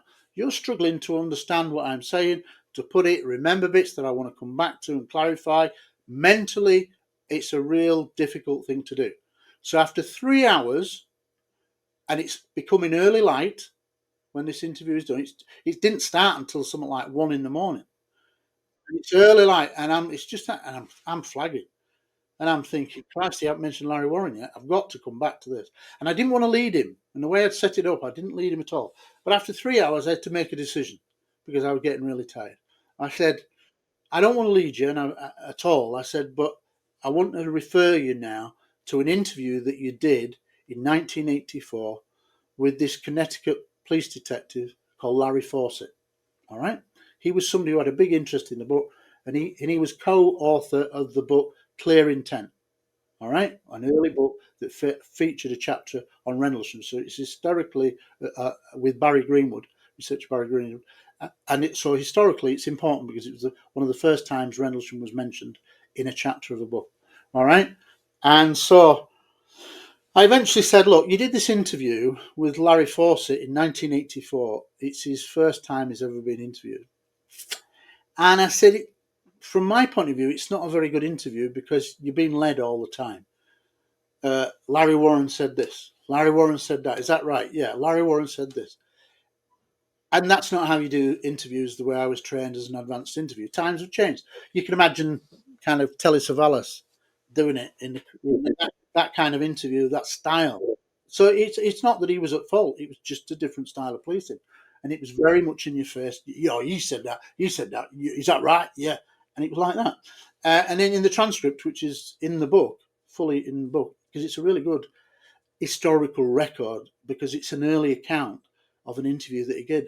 So it's really relevant to the story. It's his earliest account, written account. But there's enough in there to say that it's clear at a certain point that he said Larry Warren was there. So I said, I wanted to draw your attention to this. I'm getting tired. It's late. Bear in mind, it's a lot. It's like 6 hours, 5 hours earlier for him. It's me in the middle of the night. I'm getting tired. It's summer. And I said, I don't want to really rush you, but I'm going to have to do this. I want to get to the point of Larry Warren, which has been so much of nastiness and divisiveness. So eventually I reminded him of that interview, and he said, yeah, Larry Warren was there. And he said he was closer to the craft than I was. So I'm going like, okay, we're on point now. Now let's break that down. So I've not prompted him other than my saying, like, I want to refer you to an interview because I'm getting tired. And he says that, and that then starts it off with open questions. Right, well, tell me what happened, blah, blah, blah. And it gets back on track. And he basically said, and he tells the story that he is in the farmer's field. There is a security cordon of US Air Force security police officers around an object, right? That's described as maybe being 20, 30 feet across. Much larger than the small triangular craft allegedly seen by Jim Pennison. All right? So, he's saying that, but he said very similar things. And he said it's being filmed on motion picture cameras. He didn't mention 2 cameras, but he says it's being filmed on motion picture, as in movie camera. It's not still photographed. But he also said something else that's relevant. He said British police officers were there. Okay. The only person that's ever said that was Larry Warren. 2 police officers were at the edge of the farmer's field who'd been kept back, and they were taking still photographs that he said Holt told him to take those cameras off those British policemen and confiscate them, which he did. And he said, I put them in plastic bags and I took them to Holt, and Holt took them away. All right? And I'm sorry, on a huge potential event like that, that's entirely consistent. This is a military event, right? And I think they would take precedence over what were out of jurisdiction police officers. Yeah? Even though technically all of it belonged on British soil and were British, I've no doubt that a senior officer in those circumstances, especially with an event so immense, would have done that. He would want to control the scene because he's thinking, if this gets out, this is going to be all over the news. All right? Imagine. So that he said that, but Warren had already said that years earlier, that British police officers were there and that they had 2 cameras. Warren said that there were basically an old cine camera, which was the time, but he said there was a new video camera, the shoulder one, the big ones, like a big TV camera. And he said, and I've checked it out, there were in existence in 1980 for Americans to use. Big shoulder ones. All right? So entirely feasible. So anyway, Adrian Bustinza is going to say that he's seen this, and he said he was very reluctant to talk about life forms because he was religious and what he saw freaked him out. Yeah, he had a lot of post-trauma for a variety of reasons, but he was very reluctant. And so he didn't like using the word entity. He basically called them silhouettes. There were a number of silhouettes, which is fine. It's his interview, all right? But he's referring to something that's basically there, a creature of some kind, and some living thing of some kind. And so he describes this event, and it's 90% what Warren had said 40 years earlier. Yeah? So why is he going to make this up? You know, what's he got to gain by it? But it finally put together this story that corroborated Larry Warren's account. And we'll talk about the reasons for that later, or perhaps in another show, because I really am taking a lot of your time up. But we're moving. Can you see that we are building a picture now that you've never fully appreciated? All right. So that's his event there again. Okay.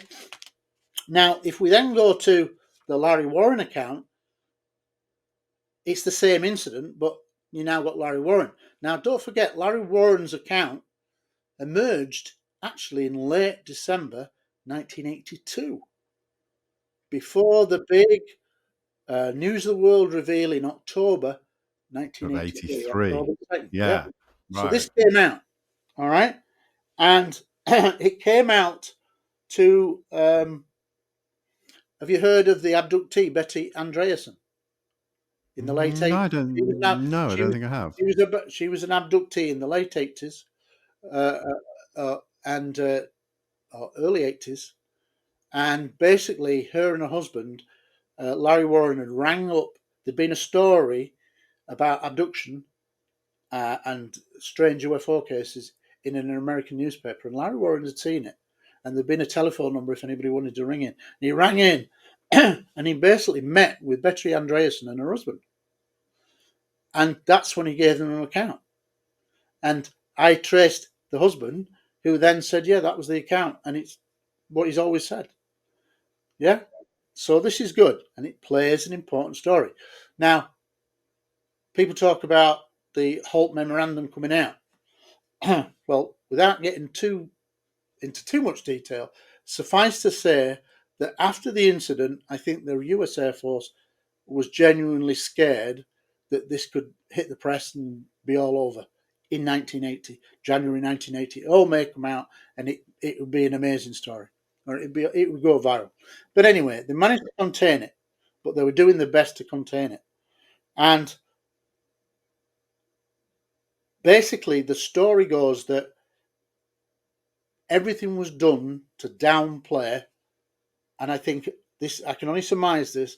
This is why I say I think the Americans realized the significance of the case, especially from potential disclosure point of view. If it ever emerged that there were film of a moving image of a UFO and it was filmed and blah, blah, blah, can you imagine the implications? So everything done to dumb it down. So, Larry Warren's account has taken place. Now we end up with the final three events that are undetermined in terms of you can't even really put them down to a date, but they're within that parameter of a week or so. But we're never going to prove it now after all these years. All right. I mentioned the James Stewart story that was one of the 18, but then he got the dates wrong, and so it's 70. All right. Now, going back historically, in the book You Can't Tell the People by Georgina Bruni that came out in the year 2000, she'd done a very good job. She was a non-UFO researcher. She was really a showbiz reporter, but she got interested in it, and she did a real good job, and she tracked down a lot of witnesses and put it, in many ways, like my book, broke it down in a way that had never been done. But that came out in 2000. But she'd done a very good job. And one of the persons that she'd spoken to that's listed in her book is with an interview with a sergeant called Rick Bobo. Now, Rick Bobo was allegedly in the tall weapons storage area high tower. So this is the nuclear weapons storage area that contained the hot row of bunkers that contained all the nuclear weapons. And they have a high tower that then would be twice the height of the nearby trees. The trees were monitored to go to 40 feet by law. That was part of the regulations that were around. And he was at 80 feet. So he had a full 360. And he also had, in the top of his little square kind of layout tower, they had like a grid of sensors. So if something was trying to hit one of the outside fences to the weapons storage area, it bleeped and he could send people to it, raise the alarm. It was that sensitive. It had like a layout. And I can attest to that because I'd been in a weapons storage area at Larbrook and Larbrook and Area of Honington, where they had similar towers, high tower, exactly the same, twice the height, 360, and they had a big sensors all over, and you could work there occasionally, and you'd see it. All right, so he would say to Georgina Bruni something that, to me, strikes me as being odd. But he said he saw a gigantic UFO, a gigantic stationary UFO above basically Woodbridge. Right. All right. Now, nobody's ever talked about a gigantic UFO, but he does so in that book. He didn't go into great detail, but he said there was a stationary large object, and then he saw smaller objects, which he didn't really give a size, leaving the craft and then going down in the general direction of the forest, which kind of makes sense, maybe. But nobody else has ever mentioned a giant craft. And you would have thought if there was a giant craft, somebody would have seen it. However, we're talking UFOs here. It doesn't always necessarily be the case. People can be a mile away from each other and don't see the same thing. So I don't rule it out. But anyway, my involvement was trying to track him down. On social media, I tracked him down. And I had kind of a cryptic, short messenger interview with him. And basically I said, I suspect that you know more than that. Tell me about this. And he was very cryptic. He didn't really want to say much. Suffice to say, he restated his story about the large craft and small objects. And I said, oh, did you ever see any object close to the weapons storage area? And he said, at one point, I did. And he said, from his position, and if you ever look on an aerial map, and I do lay it out on one of the maps in the book, the high tower is at the start of the weapons storage area, hot row of bunkers. Now, a weapons storage area can have different layouts. This one was very similar, almost identical to the layout, geographical layout of buildings and bunkers as what I had at Arif Larbrook in what was then West Germany. All right? It was an almost identical. And it basically just had one long row of bunkers on either side, about 300 meters long. And he said, yeah, I saw a light, a UFO, an unidentified object, at the end of the hot row. So he's at one end, And if you think of a cricket pitch, he's at one end of the innings, the stumps, and then 300 metres down the other end of the stumps is the end and a double fence line, blah, blah, blah, security fence line, and forest. He said at the end of that 300 metres, there was a red glowing object just hovering there. And he actually produced a sketch for me where I did Photoshop and added a red glowing object. I said, is that where it was? Yeah, that's exactly what. And then I said, all right, so you've seen that. Well, what else have you seen? And then he kind of clammed up, right? But he did that for me. So that's, again, alleging potentially another incident. But he's never really given me a proper account. It's fragmented, right? He's playing coy with me, in my opinion. And I say to him, I still think you know more. And he said, and his cryptic last words to me were, one of these days I'll tell you what really happened. Wow. Right? Now, here's the other thing that involves potentially a Rick Bobo, which he denied. I first met Lieutenant Colonel Charles Holt when he was a retired colonel for an episode of the UFO Hunters TV series with Bill Burns. And anyway, cutting a long story short, I kind of invited myself on because I said my background, and they said, "Yeah, that'd be interesting. You can ask him some questions." So anyway, I said, "Can we go up the weapons storage area tower?" And I went, "Oh, all right then." And it's rickety, and you shouldn't really go up it, but we went up it. And the film crew were at the bottom, and I took a video camera with me, the big bulky ones. This is 2007, December 2007. We go up to the top, and before the crew called us back down, I said, and we're on the outside ledge, looking down the hot row. I said, you know, will you do this for me? And he'd already told me that a guy called Rick, hell of a coincidence, Rick had contacted him, who was up in the tower, coincidence number 2, and had contacted him. It wasn't Holt contacting Rick, it was the other way around, who'd said to him in no uncertain terms, and I'm quoting almost exactly word for word, in no uncertain terms, he told me, as in Rick, that a UFO had shone a beam down into the nuclear weapons storage bunkers, or into the weapons storage area bunkers, and that the security police officers on the ground within, walking around on patrol, foot patrol, saw the beams too. And I filmed that, and I put that out on the UFO Truth magazine. Well, so it's been out for years. All right. It never turned up in Holt's book, by the way. He denied it. He said, no, I never said that. But anyway, it's on video, so that's a hard one to explain. But he said to me that it was a guy called Rick and he worked up in the tower. So then I thought, it's obviously Rick Bobo. It's got to be.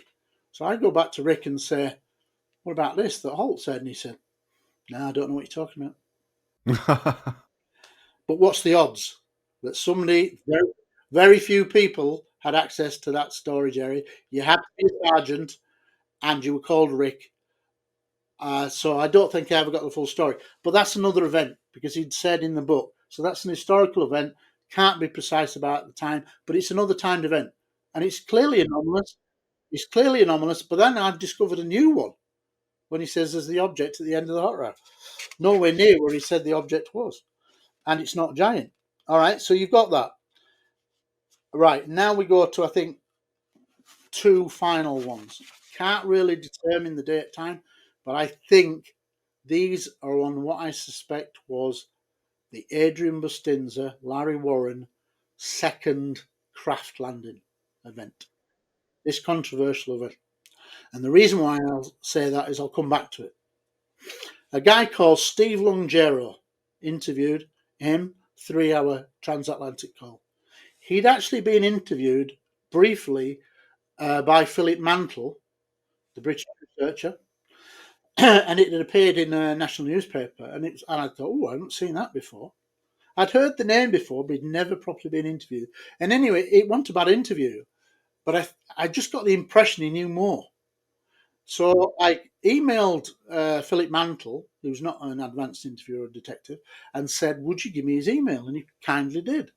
So I interviewed him, and he came back to me and he said, yeah, okay. And I told him my background, and he was like, pleased. I was being a police officer. I'd been in the Air Force. I'd worked with nuclear weapons, blah, blah, blah.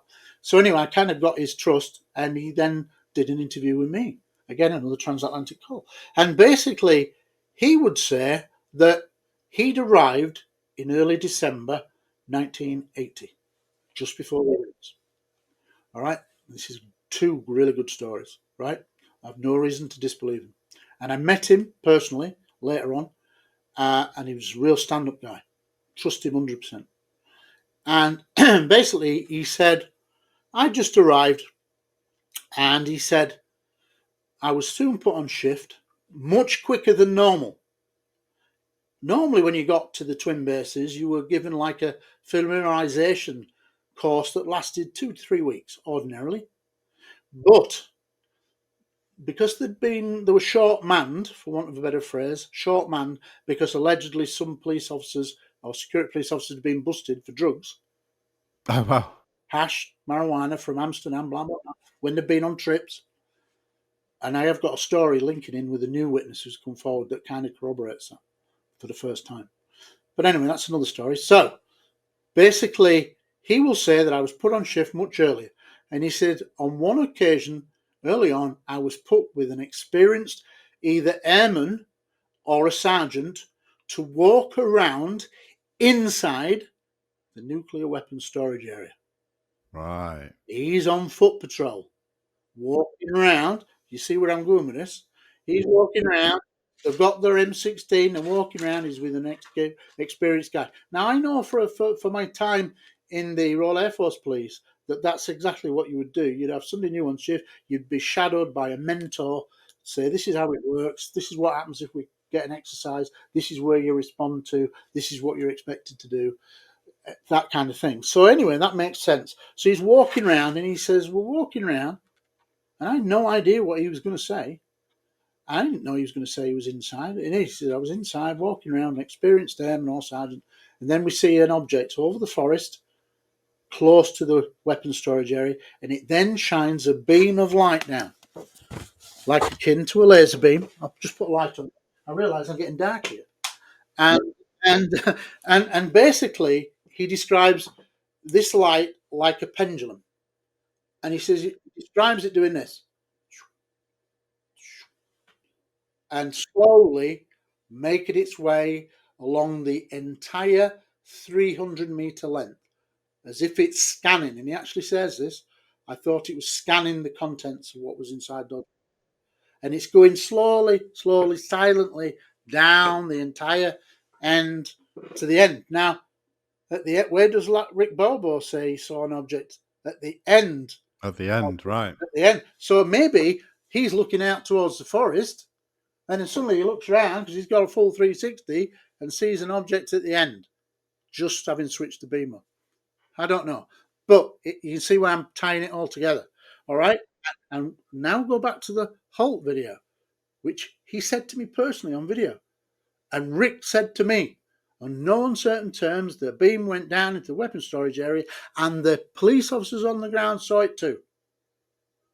Well, that sounds like that could be Steve Longero, but we can't ever prove it. But it's a hell of a coincidence.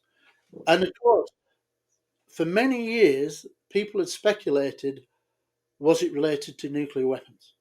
Well, I would say this is the first real direct witness testimony that gives a direct account that links UFO to nuclear weapons. Because he said to me it's nuclear weapons, tactical nuclear weapons. He was reluctant to say it. Many of the airmen that I interviewed for the book were initially very reluctant because it went against the grain, because they'd like being sworn to secrecy. But eventually they all said, yeah, it was low-yield tactical weapons fire. And 5 or 6 that I spoke to confirmed that. And of course I knew that from my background anyway. But anyway, it was good to get them on the record saying that. And Steve Longero said exactly the same.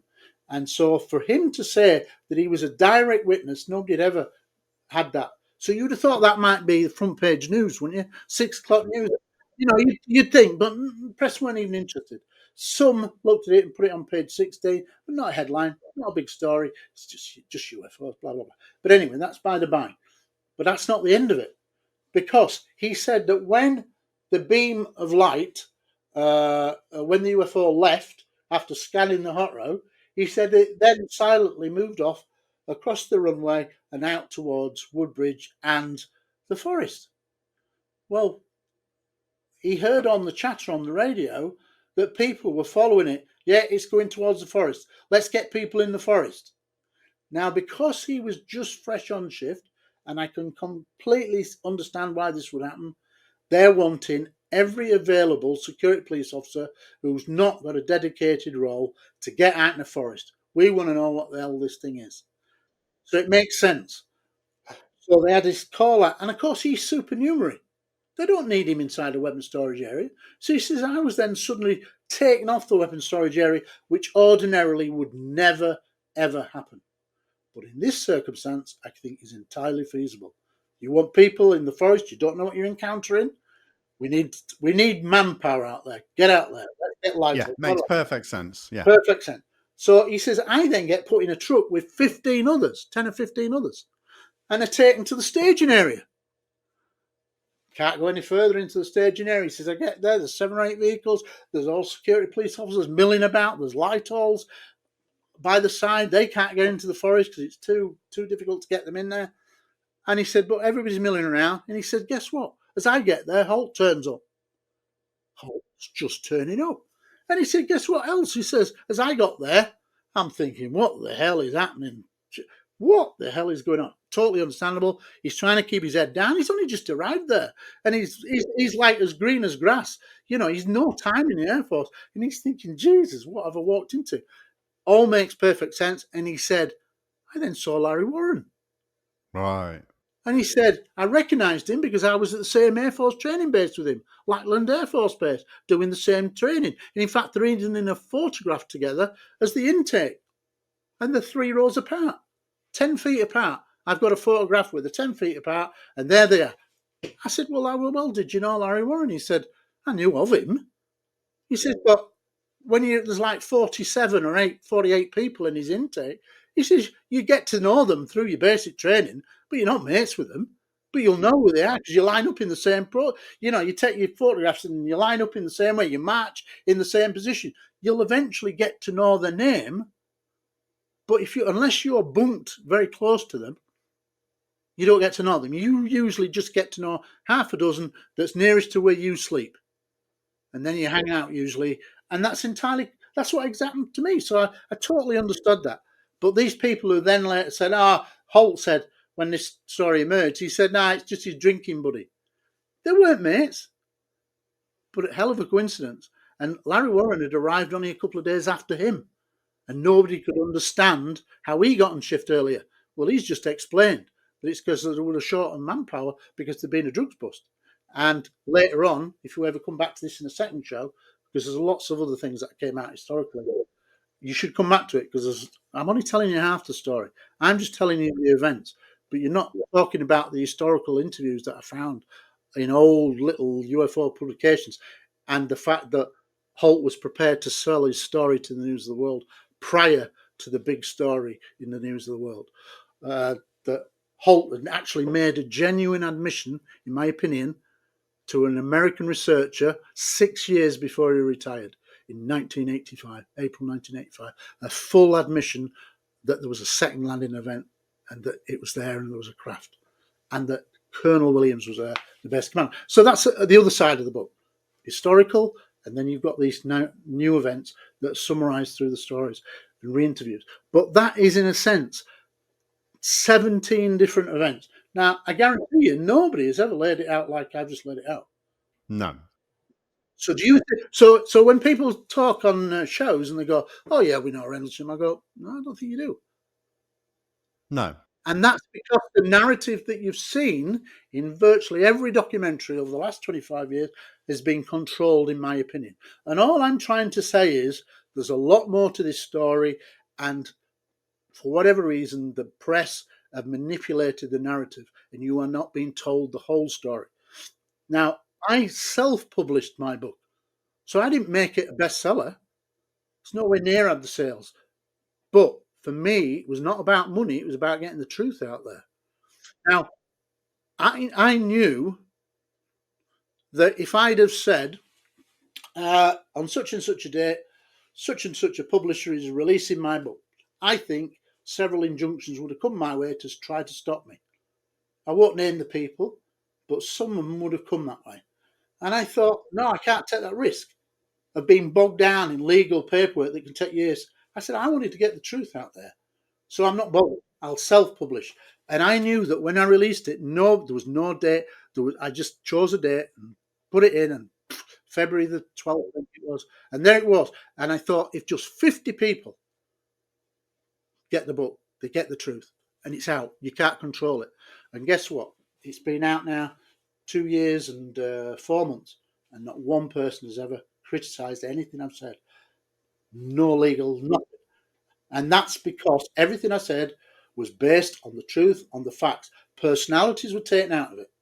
And I did it as a cold-based review using the experience of being an experienced detective, and took sentiment out of it just to establish the facts. But make reasoned determinations based on interviews. You can draw some logical assumptions based on interviews, or you can give your perception of what you think it is and what was the relevance. So that's what I've done, and basically all the researchers that have read it have said it's the definitive book on the case, and that it was nothing like that they'd ever seen. But if you go onto the internet, there's all these people watching these old documentaries who repeat the same thing, and they don't know anything. And because it's not a bestseller, because it wasn't done through a mainstream publisher, people will probably find it very hard to ever get to the truth, because unless it's a bestseller, you won't get to hear about it, because it won't have the drive of the publishing. It won't have the reach. And that's the frustration.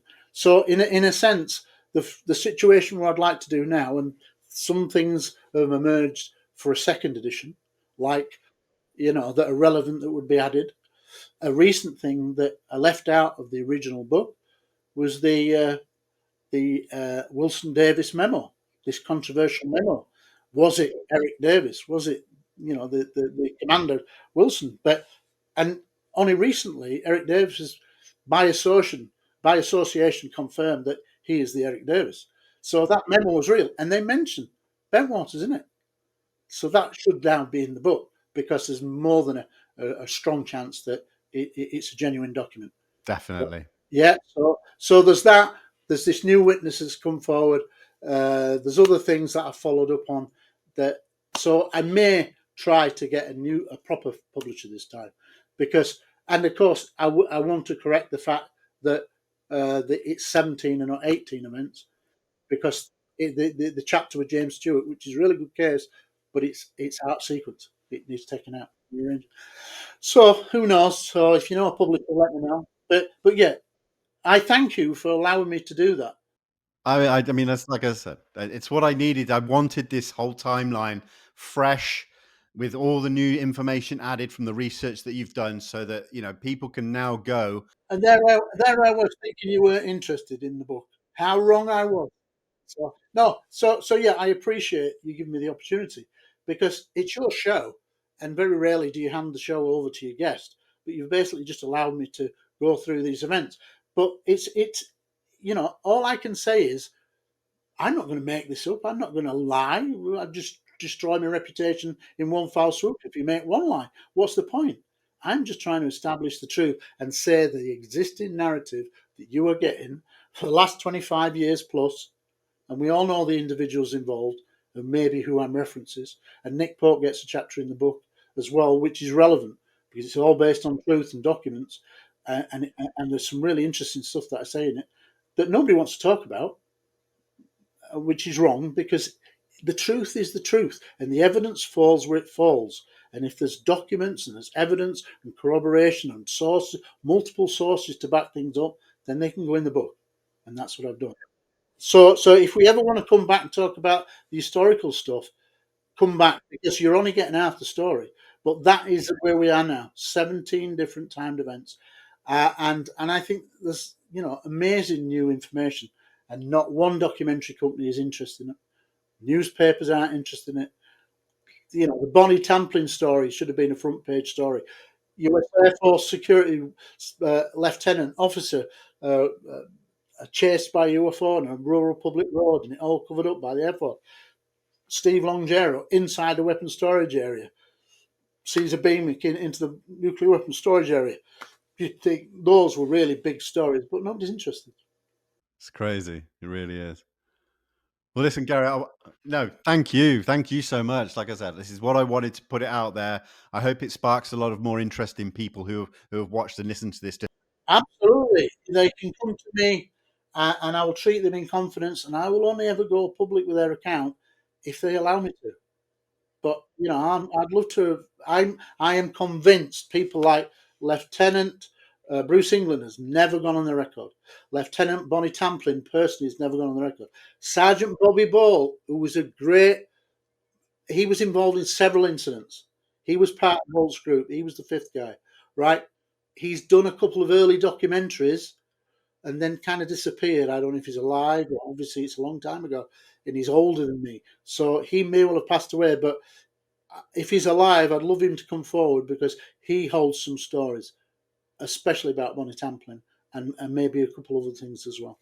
So, anything we can do to try to raise the issue, then I'm forever grateful. But I still think there's lots more witnesses out there. I'm sure there is. I really am. Gary, thank you again. Once again, we will revisit this further down the line. But yeah, for today, thank you so much. You're welcome, and thanks very much for giving me the opportunity to tell you the 17 incident.